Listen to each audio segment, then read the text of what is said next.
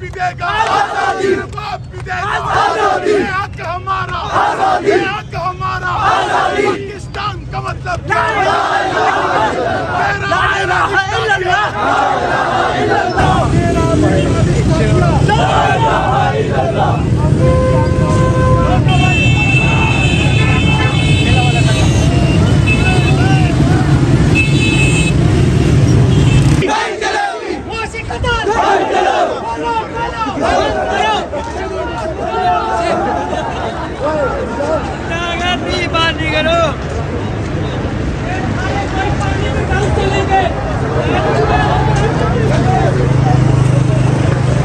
गंजे की हुकूमत बंद करो।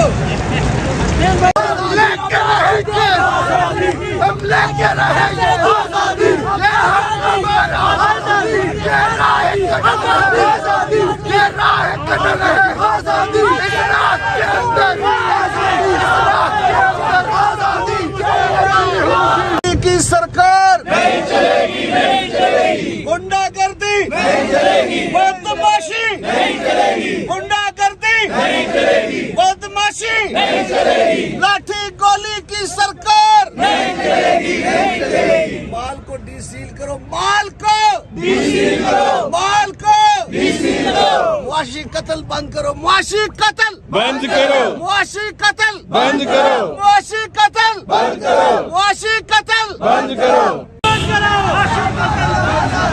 खोलो खोलो मुआशी कत्ल, मुआशी कत्ल।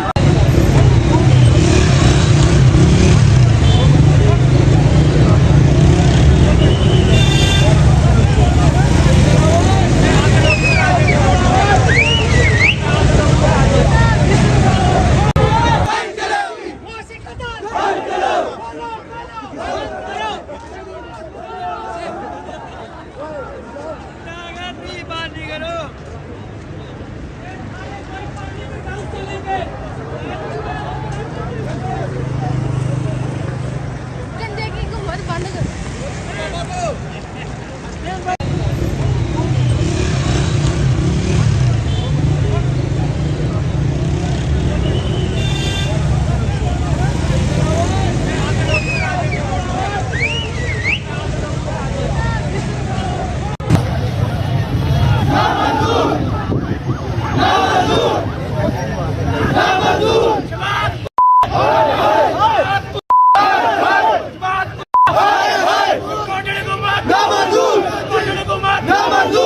आजादी, आजादी, आजादी, आजादी,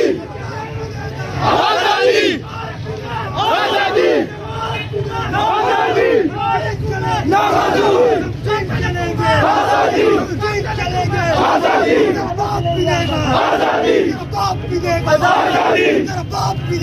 आजादी, हम ठीक चलेंगे, आजादी, हम ठीक चलेंगे, आजादी।